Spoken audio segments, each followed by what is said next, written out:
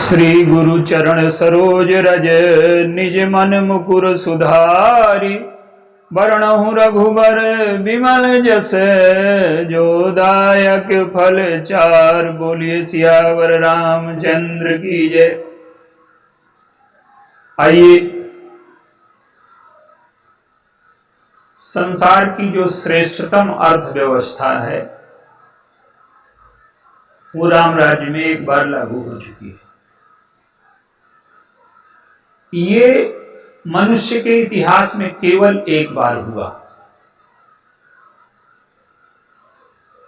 उसके सिद्धांत और उसके सूत्र और उसको जीवन में उतारने की क्या पद्धति है, कैसे उन लोगों ने जीवन में उतारा, आइए उन्हीं सिद्धांतों और सूत्रों पर संक्षेप में कुछ चर्चा की जाए। गोस्वामी जी ने संकेत किया है, बाजार रुचिर न बने बरनत वस्तु बिनुगत पाइए। जहां भूप रमा निवास तहाँ की संपदा की गाइए। राम राज्य में पैसा नहीं चलता।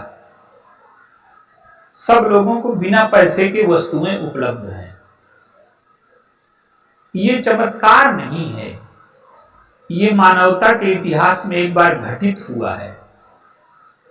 क्या है इसका, ये कैसे संभव हो पाया? उसका एक सूत्र ये है कि सबसे पहले गोस्वामी जी कहते हैं कि सब नर करें परस्पर प्रीति, चलें स्वधर्म निरत श्रुति नीति। आज श्रुतियों का अर्थ केवल वेद से कर दिया गया है। वेद का अर्थ है ज्ञान, और ज्ञान का अर्थ है वो व्यवस्था जो मनुष्य और संपूर्ण जगत के लिए श्रेष्ठतम है। वो नियम, वो व्यवस्था, वो कानून जो मनुष्य और संपूर्ण जगत के लिए श्रेष्ठतम है, वो राम राज्य की व्यवस्था है। उस पर आइए थोड़ा सा विचार करें। सबसे पहले धर्म। धर्म कोई व्यक्तिगत चीज नहीं है। आज हम धर्म का अर्थ लेते हैं एक विशेष पूजा पद्धति को मानने वाले। धर्म का अर्थ है जीवन के वो शाश्वत नियम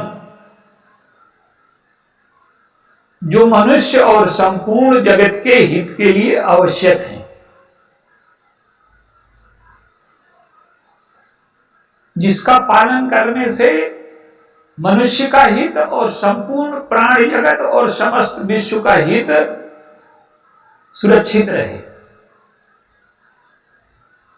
धर्म का की पूरी व्याख्या तो नहीं, पर एक सूत्र आप देख लीजिए। धर्म का पहला लक्षण है धृति। धृति का अर्थ है कि हम इतने सचेत हैं, संवेदनशील हैं, सजग हैं, इतना विवेक है हम में कि हमें अपने हिस्से से अधिक का कुछ नहीं चाहिए। प्रकृति में कोई भी चीज असीमित नहीं है।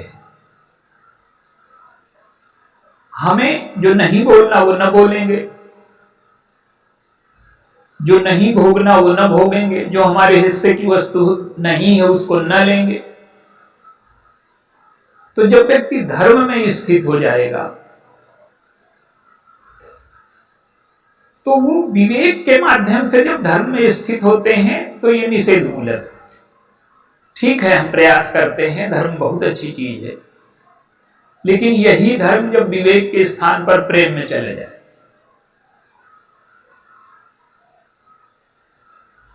विवेक और धर्म ये कहता है कि ये हमारी चीज नहीं है, पर प्रेम ये कहता है कि जो अपने हैं उनके लिए जो हमें धर्म से मिला है हम वो उनको दे देंगे। राम राज्य में जो बाधा पड़ी, कैकेयी जी ने भगवान राम का अधिकार था तो उन्हें निकाल लिया। स्वार्थ आ गया। तो शत्रुघ्न जी कौन है? शत्रुघ्न जी अर्थ हैं। मानस में उनका स्वरूप बताया गया, चारों भाइयों का स्वरूप बताया गया। मुदित अवधपति सकल सुत बधुन समेत निहारी, जनु पाए महिपाल मन त्रियन सहित फल चार। ये चार फल हैं, धर्म अर्थ काम मोक्ष। मोक्ष है भगवान राम, काम है लक्ष्मण जी,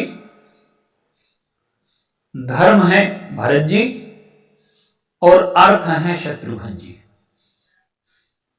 ये चारों भाई हमारे जीवन में आवश्यक हैं, इनके बिना जीवन चलेगा ही नहीं। ईश्वर के स्वरूप हैं और ये जो चार भाई हैं ये हमारे लिए पूज्य हैं, आदरणीय हैं। भगवान राम मोक्ष के रूप में पूज्य हैं, आदरणीय हैं। लेकिन आप देखिए क्रम क्या है, मोक्ष के पीछे काम चले। काम, सांसारिक काम मिलन की प्रेरणा देता है और बंधन की सृष्टि करता है। मिलन की आकांक्षा जीव और ईश्वर में भी है, तो जीव और ईश्वर का जो मिलन है वो बंधन की सृष्टि नहीं करता, मुक्ति की सृष्टि करता है। तो ईश्वर का अर्थ अगर आप संपूर्ण ब्रह्मांड से लें, संपूर्ण जीव जगत से लें, समस्त पृथ्वी से लें, ये भी ईश्वर का एक रूप है। तो हमें सबके साथ कैसा व्यवहार करना है, मनुष्य के साथ नहीं, जीवन के साथ, प्रकृति के साथ, जंतु के साथ, जड़ वस्तुओं के साथ।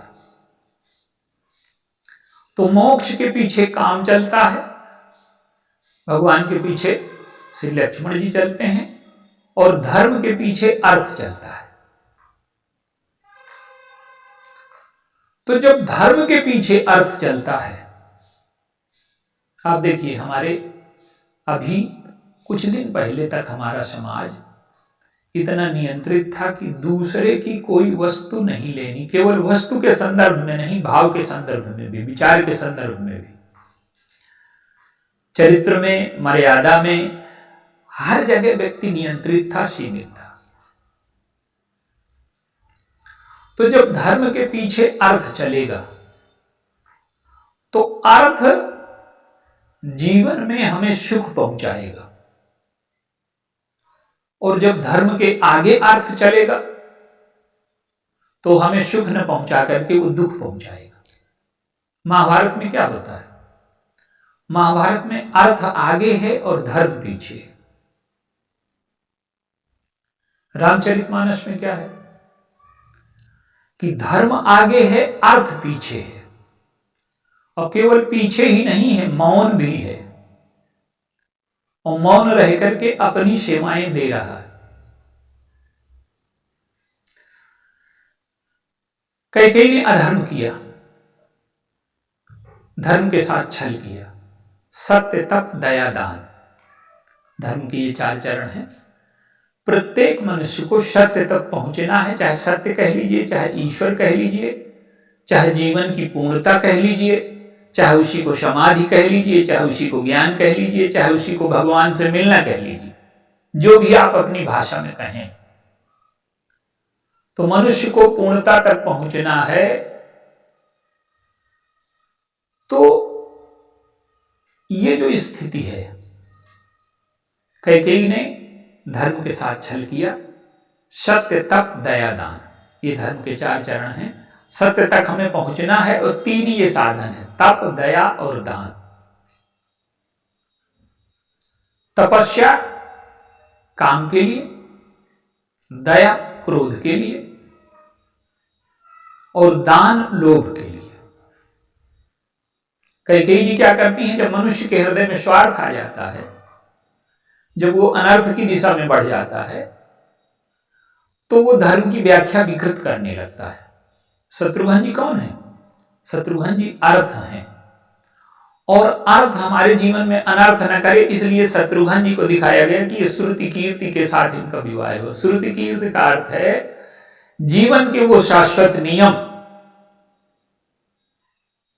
श्रुति का अर्थ है नियम, शास्त्र।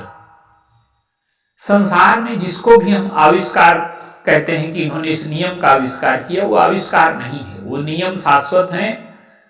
न्यूटन ने गुरुत्वाकर्षण के नियम को जाना, खोजा नहीं। न्यूटन के पहले भी गुरुत्वाकर्षण था, बाद में भी रहा। तो वैज्ञानिक केवल सृष्टि के नियमों का उद्घाटन करता है, खोजता नहीं है। तो जो सृष्टि के साथ तो शाश्वत नियम है, वही श्रुति कहलाते हैं। तो श्रुति कीर्ति उनकी पत्नी है, माने अर्थ श्रुति के माध्यम से हो, जैसा हमारे जीवन के शाश्वत नियम कहते हैं वो हो, और धर्म से नियंत्रित हो। आप देखिए, कैकेयी जी कहती हैं कि आप अगर सत्य आपका रह जाएगा तो चारों चीजें धर्म की पूरी हो जाएंगी। सत्य, तप, दया, दान। सत्य आपका रह जाएगा, दया मेरे ऊपर कर दीजिए, दान भरत को मिल जाएगा, और तपस्या जाकर के राम करेंगे।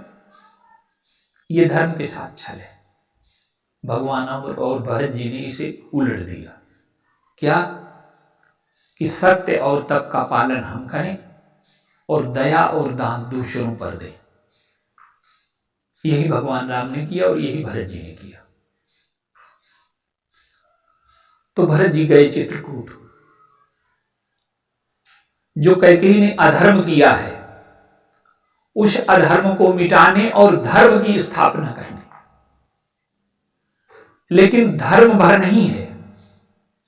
जब अधर्म को छोड़ करके वो धर्म का पालन करने के लिए चित्रकूट की ओर गए और भगवान राम का अधिकार लौटाने गए, तो उसमें धर्म के साथ प्रेम जुड़ा है। प्रेम से प्रेरित होकर गए, सारे अधिकार छोड़ करके गए। अब चित्रकूट में क्या हुआ कि ऐसा लगता है कि भरत जी का प्रेम परास्त हो गया, उनको लौट करके आना पड़ा। लेकिन वास्तविकता क्या है?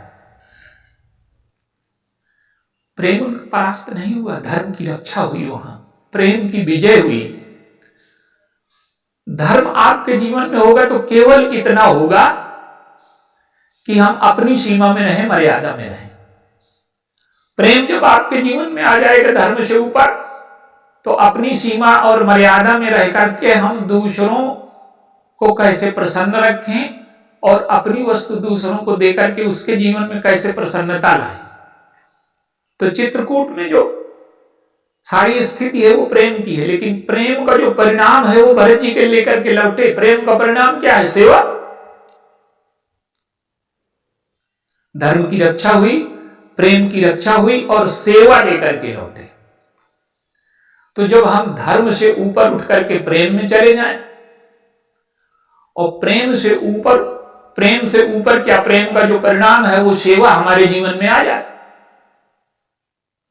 तो ये जो सूत्र भरत जी का है, ये संपूर्ण मानवता में लागू होना है कि हम पहले धर्म का पालन करें, जो हमारे हिस्से का नहीं है उसे हमें नहीं लेना। आज हम क्या कर रहे हैं? प्रकृति का दोहन और शोषण, और शोषण क्या कहिए, प्रकृति की हत्या कहिए उसको। सारा जल प्रदूषित किया जा रहा है। रामराज्य में लिखा है कि सरिता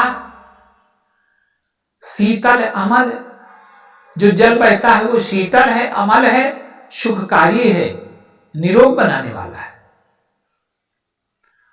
आज कोई भी चीज ऐसी नहीं है जिसे हमने प्रदूषित न कर दिया हो, और जब हम सारा प्रदूषण प्रकृति पर थोप देंगे तो उस प्रदूषण को भोगना तो हमें ही है।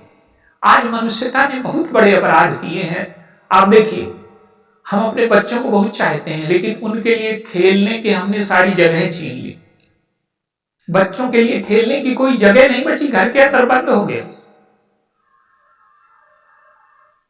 क्या हुआ? उसका बचपन छीन लिया, उसके विकास, जो भाग दौड़ होती थी, शरीर का विकास होता था, वो खत्म हो।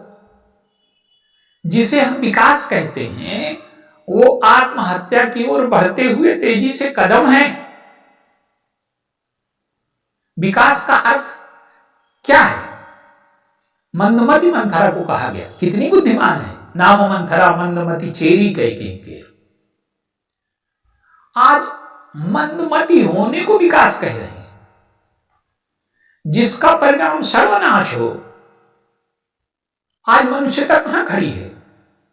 संसार की सर्वश्रेष्ठ वैज्ञानिक खोजें हथियार बनाने में लगी।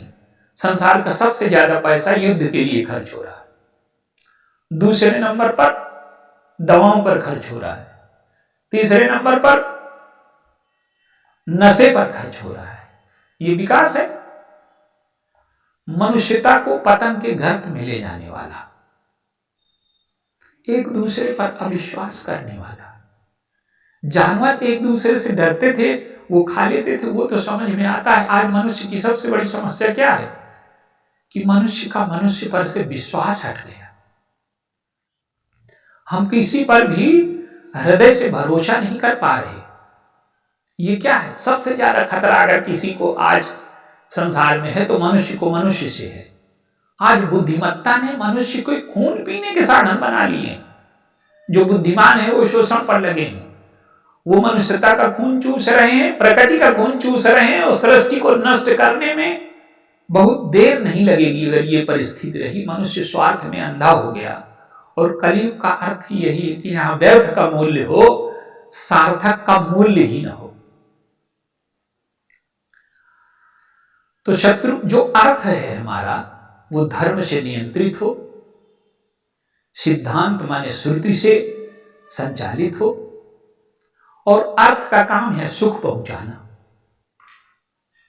दूसरों को सुख पहुंचाने में लगे और स्वयं को तृप्ति देने में, आनंद देने में लगे। तो पहले अर्थ है, लेकिन वो धर्म से नियंत्रित है, और वो धर्म प्रेम को प्रकट करता है, और वो प्रेम सेवा को प्रकट करती है। तो जब अर्थ धर्म से जुड़ेगा, धर्म प्रेम से जुड़ेगा, और प्रेम सेवा से जुड़ेगी, प्रेम सेवा से जुड़ जाएगा, तो जीवन का क्रम ठीक हो जाएगा। और जब ये जीवन का क्रम ठीक हो जाएगा, जब भी कोई महापुरुष जन्म लेता है पृथ्वी में, तो प्रकृति उसके अनुकूल हो जाती है। प्रगति विविध गिरिन मणि खानी। भगवान राम के राज्य में क्या है? फूल ही फल ही सदा तरु कानन, रही एक संग गज पंचानन। किसी की काल मृत्यु नहीं होती, कोई पानी में डूब करके नहीं मरता, कोई आग में जल करके नहीं मरता, कोई रोग से नहीं मरता, किसी को जीव जंतु नहीं खाते, पिता के सामने पुत्र की मृत्यु नहीं होती, पत्नी के सामने पति की मृत्यु नहीं होती। संसार की ये श्रेष्ठतम व्यवस्था है जो एक बार मनुष्य के जीवन में घटित हो चुकी है। लेकिन ये कब घटित हुई? जब हमने अर्थ से ऊपर धर्म को रखा, और धर्म प्रेम में बदल गया, और प्रेम सेवा में बदल गया। तो मनुष्य का हृदय आज अगर उसी प्रकार का हो जाए, अपने को धर्म से नियंत्रित रखे। अर्थ की आवश्यकता है, लेकिन अगर इन चीजों से अर्थ नियंत्रित नहीं है तो वो अनर्थ करेगा। आज व्यक्ति से पूछिए, वो शोषण करके क्यों इकट्ठा कर रहा है? क्या वो ले जा पाएगा? यहां जो प्रकृति को प्रदूषित कर जाएगा, आज वायु सांस लेने लायक नहीं बची।